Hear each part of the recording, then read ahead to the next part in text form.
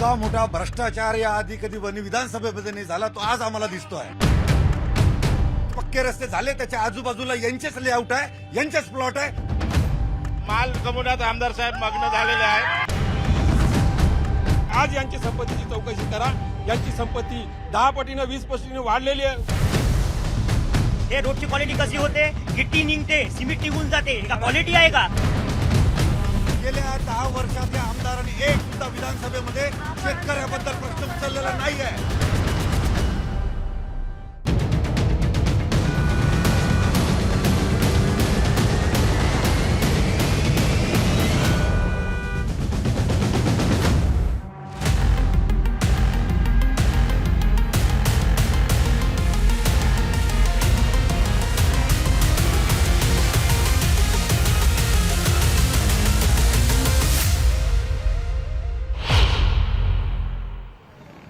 मंडळी, मूळ महाराष्ट्राचं जाणून घेण्यासाठी आपण आलेलो आहे यवतमाळच्या वणी या मतदारसंघामध्ये. ग्रामीण भाग आहे, तसं बघायला गेलं तर काहीसं शहर जाणवतं, पण मोठ्या प्रमाणात ग्रामीण भागाची झलक देखील इथे बघायला मिळते. असे मंडळी, इथले विद्यमान आमदार आहेत संजीव रेड्डी बोतखुरवार. आणि सध्या तसं बघायला गेलं तर महाविकास आघाडीकडनं अजूनही उमेदवार जो तो जाहीर करण्यात आलेला नाहीये, पण मनसेकडनं इथला पहिला उमेदवार जाहीर झाला, ते म्हणजे राजू उंबरकर. त्याच्यामुळे लढत इथली रंजक असणार आहे, यात कोणत्याही प्रकारची शंका नाही. यवतमाळ नंतर लोकसंख्येच्या बाबतीत दुसऱ्या क्रमांकावरती वणी या शहराचा नंबर लागतो. आणि शिवाय वणीला आर्थिकदृष्ट्या सक्षम असं शहर म्हटलं जातं, पण हवा तसा विकास बघायला मिळत नाही, अशी एकूण ओरड आहे. त्याबद्दल चर्चा करू. चला जनतेशी बोलूयात, इथून सुरुवात करूयात. तुम्ही डोसा बनवताय? बरोबर बरोबर. हे मस्त छान गोल गोल गोल गोल. मी काही लोकांशी बोलत होतो इलेक्शन बद्दल. आता मी साधा सोपा प्रश्न विचारू तुम्हाला. हा डोसा गोल गोल करतायत तुम्ही, पण इथं विकास गोल गोल झालाय का? बरं, रस्ते बिस्ते झाले का इथं व्यवस्थित? हो, झालं ना. झालं का? काम झालं? हो. काम केलं संजीव रेड्डी बोतखुरवारांनी? कोण निवडून येणार? इथं वणीमध्ये तरी राजूभाऊची हवा आहे. राजूभाऊची हवा आहे? हो, कारण की कसं आहे, पण मला आता तर लोक म्हणले संजीव रेड्डी येणार म्हणून. नाही, गरिबांचा कैवारी राजूभाऊ आहे ना. काय सध्या इथं मूड काय लोकांचा? आता उमेदवार येणार आहे फक्त संजूभाऊ बोतखुरवार. संजीव रेड्डी बोतखुरवार तेच निवडून येणार, बीजेपीचे पुन्हा एकदा. कामं पाहणं द्यायची. माझा कौल आहे महाविकास आघाडीकरिता. आपण पाहिलोच आहे, बरेच जीएसटी आहे, हे आहे, ते आहे, महागाई आहे. आज शेतकरी, मला शेती नाही, पण शेतकऱ्याच्या मालाला भाव नाही आहे. काय आजच्या 4,500 रुपये सोयाबीन गेला. कापसाला भाव माहित नाही, पण सोयाबीन 4,500 रुपये आणि तेलाचा भाव 2,000 रुपये पिपा आहे. तुम्ही काहीतरी म्हणत होतात की इथे कामं झाली, पण कशी, नेमकी केव्हा झाली? आता इलेक्शन साहेब म्हणून कामं केलं, याच्या आधी तर काहीच कामं करून नाही आहे, काहीच नाही. तिकडे छोरियाच्या लेआउट मध्ये गेला ना, एक रोड सुद्धा नाही. आता हे एका महिन्यासाठी आमच्या पोटावर लात मारणार आहे पूर्ण. इथून तर पार तिथपर्यंत आम्हाला उठवणार आहे 1 महिन्यासाठी. मग 1 महिन्यासाठी काम देणार आहे का बोतखुरवार साहेब? आमदार साहेब आहेत, त्यांनी अजूनपर्यंत रोजगाराचा आणि शेतकऱ्यांचा मुद्दा काहीच उचलला नाहीये. बरं. 10 वर्षात एकही मुलांना रोजगार आणि शेतकऱ्यांना न्याय मिळालाच नाही. मेन सर प्रॉब्लेम कसा आहे सर, कास्तकारीचा प्रॉब्लेम आहे. कास्तकारीचा. हा. तर मालाला भाव नाही, कास्तकाराच्या आत्महत्या होऊन राहिल्या, हा. युवा लोकांना काम नाही. हा. आणि जे रोड बनवते हा. हे डबल फोडून पैसे जमा करते. आता एकच माणूस आहे आमचा फक्त राजूभाऊ उमरकर, आणि आमचं समर्थन पूर्ण आमच्या राजुरीचा वाचियाचं समर्थन हे पूर्ण राजूभाऊ उमरकरलाच आहे. लोक म्हणतात संजीव रेड्डी निवडून येणार म्हणून. नाही नाही येत. हा, एकदम ठाम सांगतो बिलकुल तुम्ही. ठामपणे सांगतो. हा? नाही. लिहून देता? हो, लिहून देतो, स्टॅम्पवर लिहून देतो. त्या काळामध्ये चांगलं कामं झाले, विकासाचे कामं सुरू आहे. बरोबर बरोबर बरोबर. चाललंय बा, म्हणजे होतंय बा, होतंय. हे आमदारांचे एक समर्थक आपल्याला भेटले, त्यांनी त्यांचं मत व्यक्त केलं. महत्वाचा प्रश्न जर आपल्या विधानसभामध्ये आपण पाहतो म्हटलं तर ही विधानसभा आहे, इथे स्थानिक लोकांना जास्त प्रमाणात, मराठी लोकांना इथे नोकऱ्या द्यायला पाहिजे, परंतु या सर्व मग हा प्रश्न कोण सोडवणार? हे आमदारांनी सोडवला पाहिजे. सोडवला का? नाही सोडवलं, बिलकुल नाही किती सोडवलं. टर्मचे इथे आमदार आहेत? त्यांनी दोन टर्मचे इथे आमदार आहे बीजेपीचे, आणि याच्या आधी 3 वर्षाचे काँग्रेस होते. हा. परंतु आता आम्हाला या वर्षी एक नवीन चेहरा म्हणून जर आम्ही वणी शहरामध्ये पाहतो, ते आमचे सन्माननीय महाराष्ट्र नवनिर्माण सेनेचे नेते, तसेच आमचे मार्गदर्शक राजूदादा उंबरकर. आता सपोर्टिव्ह आपल्याला एकच आहे, हा. तो आहे कामाचा माणूस. कोण आहे कामाचं माणूस? कामाचा माणूस म्हणजे आमचे राजूभाऊ उंबरकर. सगळेच हे नाव का घेतात? आमदाराचं पण नाव घेतलं तुम्ही पाहिजे. सर पाहाल इथं हे जे पाहाल पूर्ण एरिया पाहाल, इथलाच नाही व्यतिरिक्त एरिया पण पाहाल, त्यांच्या पण तोंडात नाव राहील ते आहे राजूभाऊ उंबरकर. त्यांनी कामच असे केले आहेत. इथे खाडे साहेब येऊ शकतील किंवा नवीन कोणता चेहरा येऊ शकते. पण बदल हवाय तुम्हाला, बदल हवाय. ते म्हणतायत बदल हवाय, लोक मत व्यक्त करतायत, बोलतायत. तर मंडळी, ही आहे वणीतली जनता, जी चालता बोलता आपली मतं व्यक्त करते, आपल्या समस्या मांडते.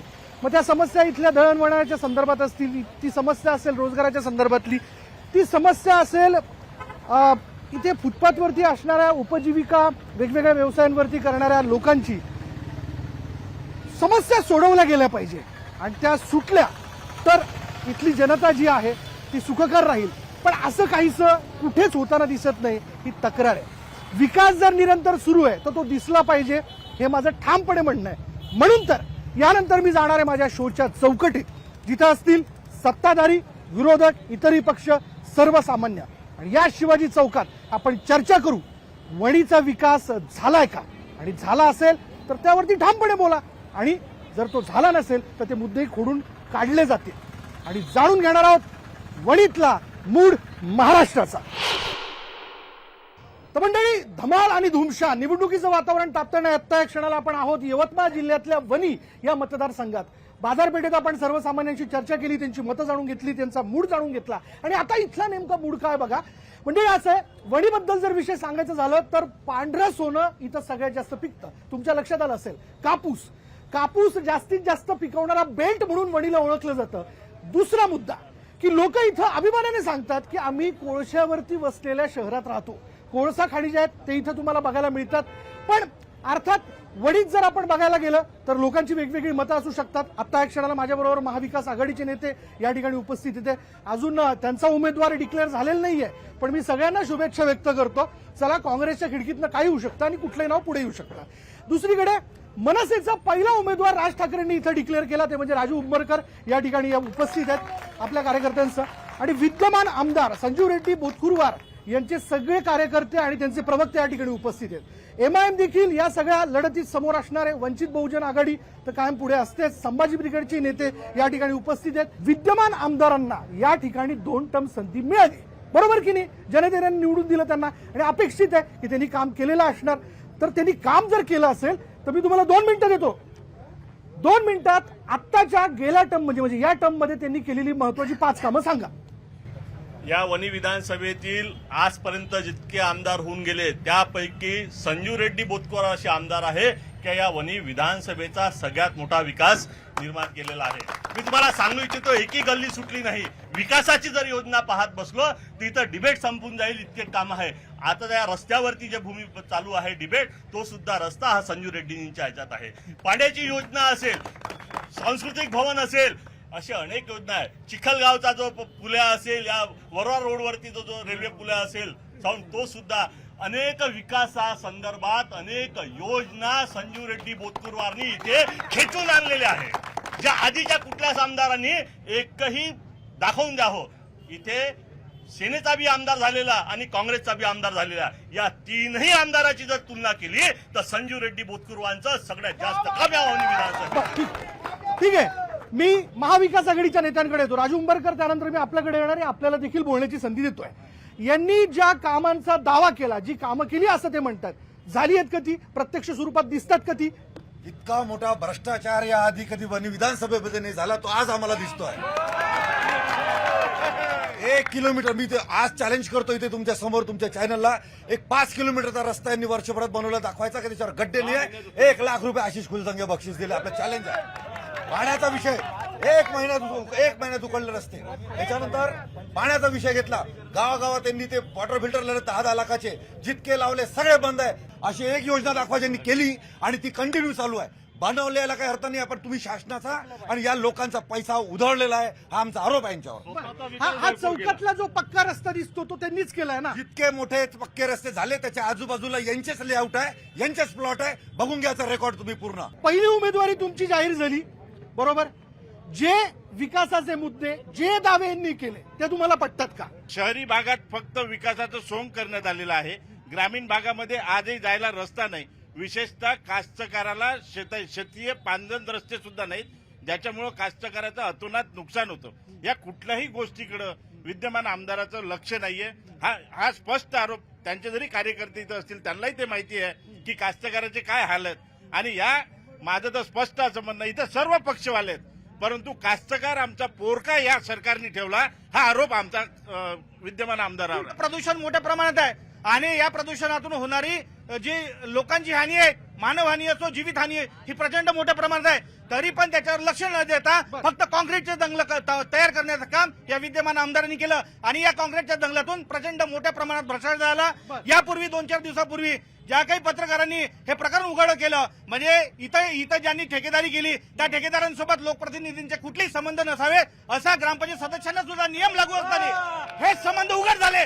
वंचित, चला बोला, काय यांनी जे दावे केले ते तुम्हाला पटतात का, ते तुम्हाला दिसतात का? एवढा मोठा विकास केल्याचा घोषणा किंवा हे करत आहेत, तेवढाच मोठा या माध्यमातून भ्रष्टाचार झालेला आहे.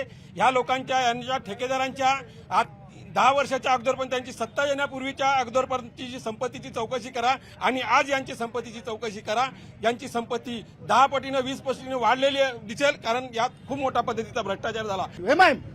सर्वप्रथम भाजपचे जे आमदार आहे संजय रेड्डी बोतकुरवाड साहेब यांनी जे कामी केले आहे, मला हे सांगा पहिले, सगळ्यात पहिले की वणीमध्ये पर्यावरणचा मुद्दा सगळ्यात पहिला. दुसरा, हे पर्यावरण हे रेल्वे सेटिंग जे सुरू आहे त्याचा 10 वर्ष हे सत्ता भोगली सरकारनं, आमदार साहेबांना हे का केला 10 वर्षापासून आतापर्यंत इकडे.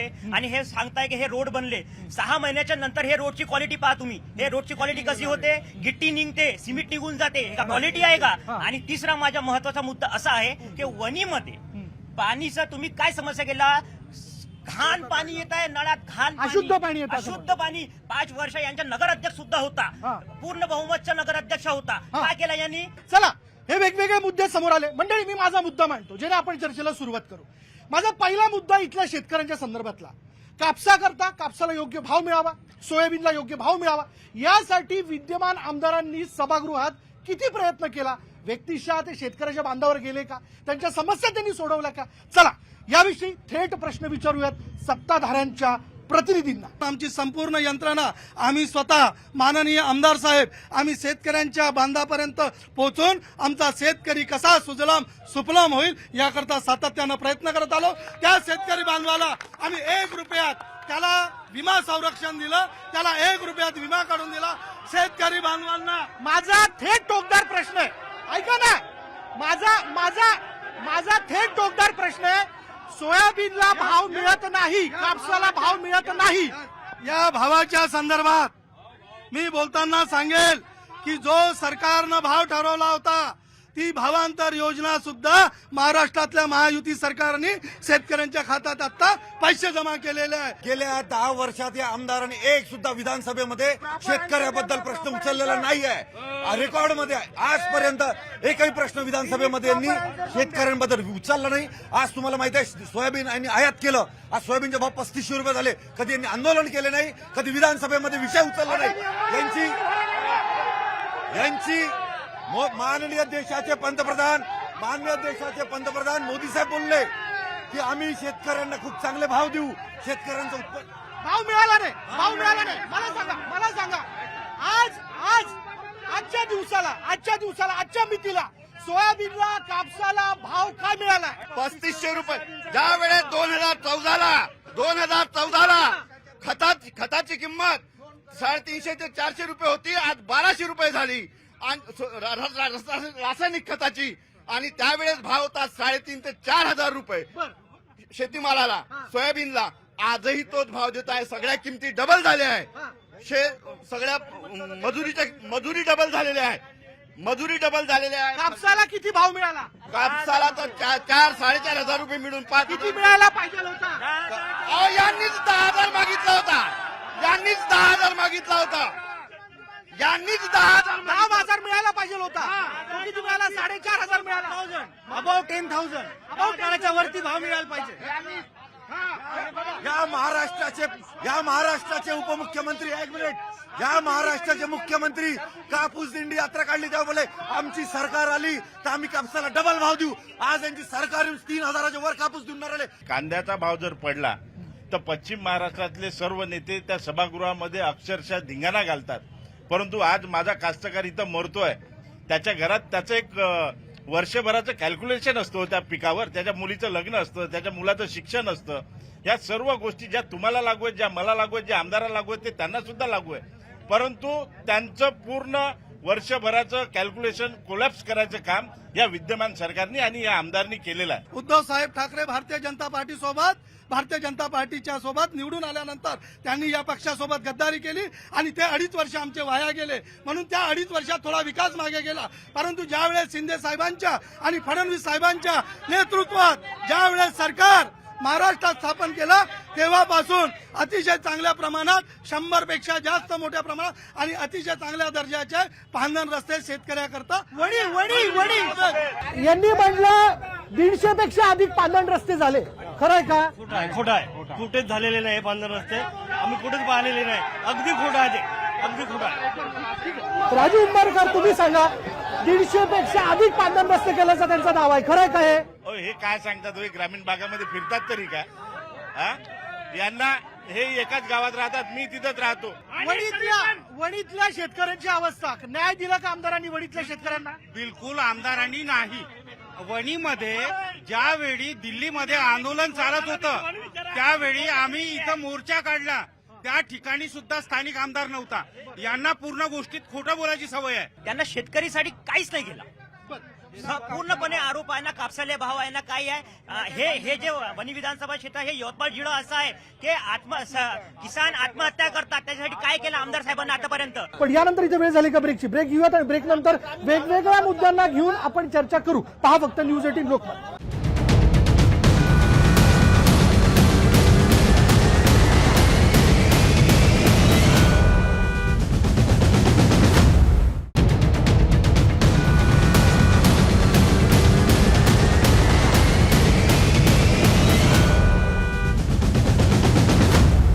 ब्रेक नंतर मी मुद्दा घेतोय तो म्हणजे कोळसा खाणीच्या संदर्भातला. कोळसा खाणी तयार करण्यासाठी ज्या ठिकाणी कोळसा खाणी झाल्या त्या ठिकाणाहून गावं स्थलांतरित करण्यात आली, बरोबर. पण ज्या ठिकाणी त्यांना जागा देण्यात आली तिथं त्यांना शाळा, हॉस्पिटल, स्वच्छ पाणी या मूलभूत सुविधा आजही पुरवल्या गेल्या नाहीत. आमदारांनी या विषयाला घेऊन काय केलं? बोलायचं म्हणून बोलायचं नाही तर खनिज विकास निधी अंतर्गत ज्या गावामधून आपल्याला खाणी निर्माण झाल्या त्याला परत म्हणून त्या गावात रस्ते, पाणी, वीज या ज्या उर्वरित सुविधा आहेत ज्या वेकोलीनं पुनर्वसनात केलेल्या नाही त्या माननीय आमदार साहेबांनी त्या गावामध्ये त्याची तरतूद करून त्या विकास कामं केली. 6 महिन्यात पुनर्वसन व्हायला पाहिजे. 6 महिन्याच्या आत कायदा पुनर्वसन व्हायचा. पण ह्यांनी 4-8 वर्ष झाले अजूनही पुनर्वसन झालेलं नाही आहे आणि टाकून ती सुविधा आहे. 2 टर्म आमदार आहेत, 2 टर्म आमदार आहे, बिलकुल सुविधा नाही झालेला आहे. उखणीचं पुनर्वसन झालं का? पिंपळगावचं पुनर्वसन झालं का? जुनारचं पुनर्वसन झालं का? इथं माईक समोर खोटं बोलण्यात काही अर्थ नाही. इथं नागरिक वणीचे, इथं संपूर्ण नागरिक वणीचे आहेत.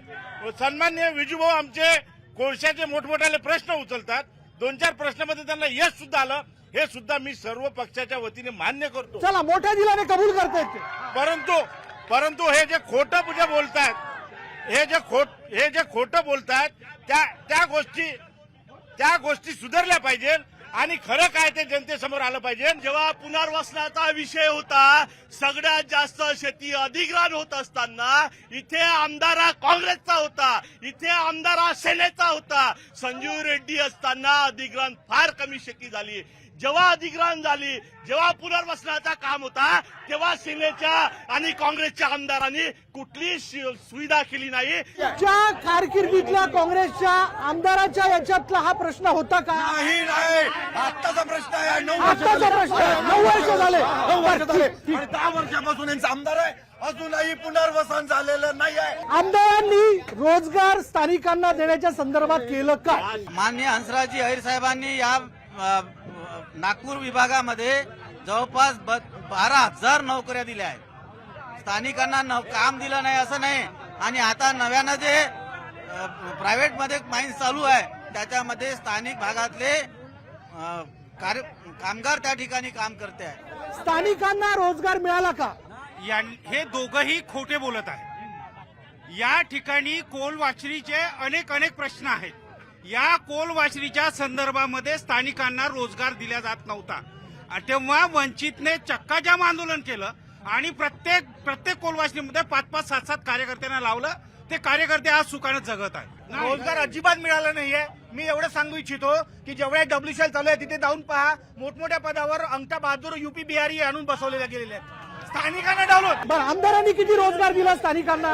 मला नाही वाटत आमदार साहेबांनी काही रोजगार. आमदार साहेब फक्त वेगळ्या कारणात मग्न स्पष्ट झालेले आहेत. बोला ना, स्पष्ट बोला. माल कमवण्यात आमदार साहेब मग्न झालेले आहेत. WCL मध्ये आमदार साहेबांना 10 वर्ष झाले. 10 वर्षात तुम्ही कोणता वनी युवाचा हे डिप्लोमा ग्रॅज्युएशन करून आहे, कोणाला नोकरी लावली आमदार साहेबांना? कोणाला नोकरी लावली? UP बिहारचे आते आणि नोकरी करतात. झरी तालुक्यामध्ये 2-4 मोठ्या कंपन्या आहेत, वणीमध्ये ग्रामीणमध्ये कंपन्या आहेत. या आमदारांनी पूर्ण कंपन्यांना साथ दिली. जेव्हा आम्ही आंदोलन केलं 25 लोक एका टाइमला लावायचे म्हटलं तर आमदार म्हणे कंपनीमध्ये जागा नाही तर लागणार कुठे? आंदोलन आम्ही केलं, 25 पूर्ण नोकरी लावून दिले. हे काय सांगते आमदाराच्या गोष्टी? ह्या व्यापाराचा आमदार आहे, व्यापाऱ्यांचा. या प्रत्येक कंपनीकडून हा कमिशन घेऊन परप्रांतीय कामगारांना येतं हे करते. स्थानिक कामगारांना बिलकुल आमदार लक्ष देत नाही. या भागामध्ये जेवढ्या बी प्रायव्हेट कंपनी आहेत त्या प्रायव्हेट कंपन्यामध्ये वणी विधानसभेतलेच लोक नोकर प्रांतीयापेक्षा 75% 75% या भागातील युवक काम करतात आणि 25% त्यांच्या भागातील. इथल्या स्थानिकांना माझा प्रश्न आहे, जो हा माझा शो बघताय, मला सांगा, यांचं म्हणणं आहे 1000 पेक्षा अधिक तरुणांना इथे खाणीमध्ये रोजगार मिळवून दिला. खरं आहे का हे? काय निर्णय आमदार येतील असं वाटतं? मागच्या वेळेसला 27,000 होते, यावेळेस 35 ते 40,000 उमेदवार निवडून येईल आणि पुण्यात ते म्हणतात 35 ते 40,000च्या लीडने निवडून येतील. तुमचा उमेदवार जो कोणी असेल, आमची लीड, आम्ही इथे उमेदवारी पण भरलेली आहे काँग्रेसची. आमची लीड 70,000च्या वर राहणार आहे. हे म्हणतात 35,000चा लीड, ते म्हणतात 70,000चा लीड. तुमचा लीड काय असेल? यांना 40,000 मागे ठेवेल आणि महाराष्ट्र नवनिर्माण सेनेला प्रचंड बहुमताने निवडून देईल.